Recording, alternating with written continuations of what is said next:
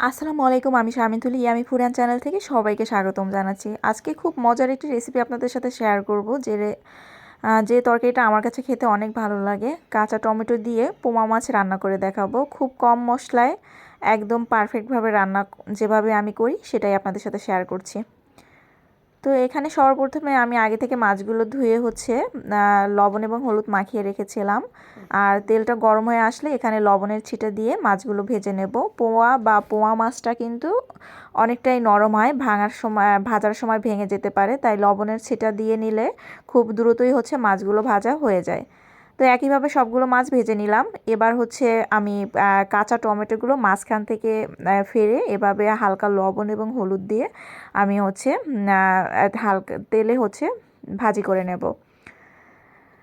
তো কাঁচা টমেটোকে এভাবে তেলে হালকা আগে থেকে ভেজে নিলে কিন্তু খুব সহজেই সফট হয়ে যায়, আর খেতেও অনেক দারুণ হয়, মজার হয়। ভাজার সাথেই হাফ সেদ্ধর মতো হয়ে যায়। তো আমি একটু সময় নিয়ে কাঁচা টমেটোগুলোকে এভাবে সরিষার তেলে ভেজে নেব হালকা লবণ এবং হলুদ দিয়ে।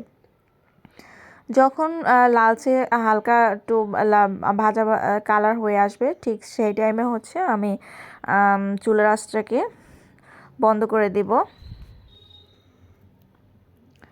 তো দেখুন কালারটা যখন চেঞ্জ হয়ে আসবে, ঠিক সেম টাইমে আমি উঠিয়ে রাখছি।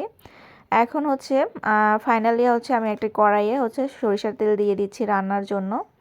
আর এই মাছটা কিন্তু কম মশলায় তৈরি করলে খেতে দুর্দান্ত মজার হয়, আর স্বাদটাও বজায় থাকে। তো এখানে গরম তেলে আমি পেঁয়াজ কুচি দিয়ে দিচ্ছি দুটোর মতো, আর দিয়ে দিলাম কাঁচামরিচ ফালি দিয়ে দিয়েছি। যেহেতু কাঁচা টমেটো দিয়ে রান্না করব, তাই কাঁচামরিচের পরিমাণটা একটু বেশি দিয়েছি, যাতে একটু ঝাল ঝাল হয়। টক টক কাঁচা টমেটো খেতে কিন্তু হালকা একটু টক ভাব হয়, খেতে দারুণ লাগে।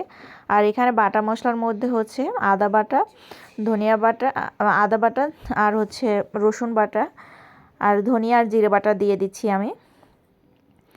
এবার মশলাটাকে আমি পেঁয়াজের সাথে হালকা করে ভেজে নেব, যাতে কাঁচা গন্ধটা চলে যায়। তো দেখুন এখানে কিন্তু মশলাটাকে প্রপারভাবে কষিয়ে নিতে হবে। তো এই টাইমে আমি পানি দিয়ে দিচ্ছি মশলা কষানোর জন্য, যাতে নিচ থেকে লেগে না যায়। কম মশলা দিয়ে রান্না করলে এই মাছটার টেস্টটা বজায় থাকে, আর খেতেও দারুণ লাগে। তো এখানে আমি 1 টেবিল চামচ হলুদের গুঁড়ো দিয়ে দিচ্ছি, আর মরিচের গুঁড়ো দিয়ে দেব কালারের জন্য। তো কাঁচা টমেটোটা একটু ঝালের পরিমাণটা বেশি দিলে খেতে বেশি টেস্ট হয়, কারণ একটু টক টক ভাবের সাথে ঝাল ঝাল টেস্ট হয় ঝোলটার, আর খেতে মজার হয়। তো পরিমাণ মতো লবণ দিয়ে এখন মশলাটাকে খুব ভালো মতো ফুটিয়ে নেব। যখন মশলার পানিটা খুব ভালো করে ফুটানো হয়ে যাবে, ঠিক সেম টাইমে আগে থেকে ভেজে রাখা কাঁচা টমেটোগুলো সবার প্রথমে দিয়ে দিচ্ছি। তো দেখুন টমেটোগুলোকে কিন্তু আমি আগে থেকেই তেলের সাথে ভেজে নরম হয়ে এসেছে। এখন আমি মশলার সাথে কাঁচা টমেটোটাকে ভালো করে মিক্সড করে নিচ্ছি। এখন কাঁচা টমেটো অ্যাভেলেবল শীতের এই সিজনে, তো আপনারা অবশ্যই যে কোনো মাছ দিয়ে এই রেসিপিটা তৈরি করতে পারেন। এখন ভেজে রাখা মাছগুলো আমি দিয়ে দিচ্ছি। এই মাছটা দেওয়ার পরে কিন্তু বেশি নাড়া যায় না, কারণ মাছটা খুবই নরম হয়, ভেঙে যাওয়ার সম্ভাবনা থাকে। তো এখানে মাছটা দেওয়ার পরে আমি হালকা একটু কষানোর পরে পানি দিয়ে দেব। আর বেশি নাড়ানাড়ি করব না, তাহলে ভেঙে যেতে পারে।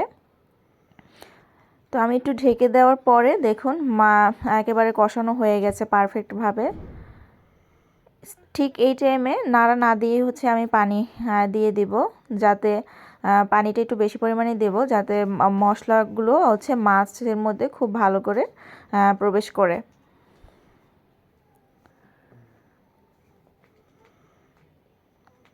পানি পরিমাণটা বেশি দিয়েছি, কারণ মাছগুলোকে কিন্তু আমি নাড়তে পারবো না, তাই নিচ থেকে যাতে লেগে না যায়, এই কারণে পানিটা দিয়েছি। এবার আমি বেশ খানিকটা সময় রান্না করার পরে সবার লাস্ট ধনিয়া পাতা দিয়ে দিচ্ছি। ধনিয়া পাতা দিলে খুব সুন্দর একটা সেন্ট বের আসবে, তাই আমি দিয়েছি। তো দেখুন ফাইনাল লুকটা কতটা সুন্দর হয়েছে। খুবই স্বাস্থ্যকর মাছের এই ঝোলের রেসিপি কম মশলায় রেডি হয়ে গেছে। তো রেসিপিটি কার কাছে কেমন লেগেছে অবশ্যই কমেন্ট করে জানাবেন। দেখুন একদম পারফেক্ট হয়েছে, আর খেতেও অনেক মজার ছিল। কাঁচা টমেটো দিয়ে পোয়া বা পোয়া মাছের এই রেসিপিটি ভালো লাগলে অবশ্যই লাইক, কমেন্ট এবং শেয়ার করে দিবেন। আর কমেন্ট করে জানাবেন আপনারা কে কে এভাবে কাঁচা টমেটো দিয়ে মাছের তরকারি খেতে ভালোবাসেন। তা অবশ্যই কমেন্ট করে জানাতে ভুলবেন না। আর রেসিপিটি কেমন হয়েছে তাও কমেন্ট করে জানিয়ে দিন। তো সবাই ভালো থাকবেন, সুস্থ থাকবেন, ইয়ামি ফুড অ্যান্ড চ্যানেলের সাথেই থাকবেন। সবাই নিরাপদে থাকুন, সুস্থ থাকুন। আল্লাহ হাফেজ।